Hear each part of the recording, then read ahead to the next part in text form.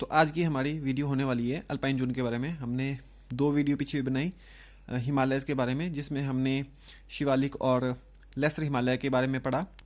आज हम पढ़ेंगे अल्पाइन जोन के बारे में, ठीक है। मैंने पिछले वीडियोस में आपको बताया था कि इनर हिमालयस, मिड हिमालयस है, लेसर हिमालय भी वही है, लेकिन इनर हिमालयस ग्रेट हिमालयस को बोलते हैं, इनर हिमालयस मिड हिमालयस नहीं है। I am really sorry for it.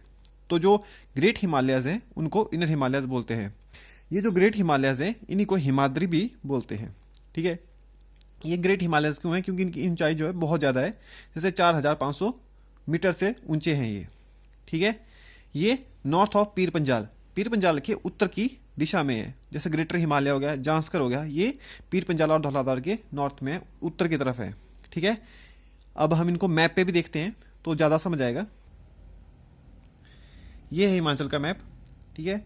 तो ये जो यहाँ से पर्वत आपको दिखाई दे रहे हैं, ये है ग्रेट हिमालयाज और ये है जांस्कर। ये ऊंचे पर्वत है, खासकर इनसे तो बहुत ऊंचे पर्वत है ये, ठीक है।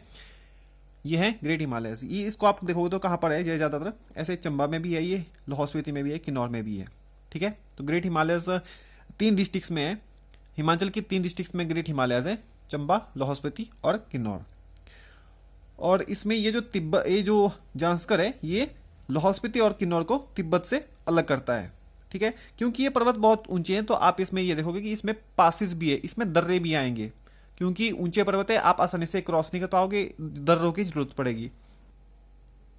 ये है नॉर्थ ऑफ पीर पंजाल, पीर पंजाल के उत्तर में थे ये किन्नौर, चंबा और लाहौल स्पीति। चंबा का जो पांगी एरिया है उसमें ये ग्रेट हिमालयस है, ठीक है। तो ये जो अल्पाइन जोन है वो चंबा के पांगी एरिया में आता है। और इनका कोर जो ग्रेनाइट से है। जो ग्रेनाइट है वो एक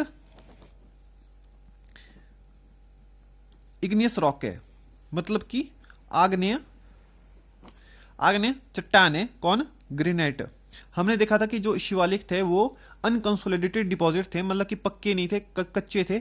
जब उसमें बारिश होती थी तो बारिश से वो टूट जाते थे और वहां पर धारा बनती थी, जिसको हम चोस भी बोलते थे। पंजाब एरिया में जो है चोस बोलते थे उनको, ठीक है। जब मानसून आता था तो वहां पर टेम्परेरी धारा बनती थी, जो मतलब कि टेम्परेरी जो बाढ़ आती है उसको चोस बोलते थे, ठीक है, क्योंकि वो पक्के नहीं थे। लेकिन जो ग्रेनाइट है, आग्नेय चट्टान है, बहुत पक्की होती है, ठीक है, इसलिए इनका जो कोर है पक्का होता है।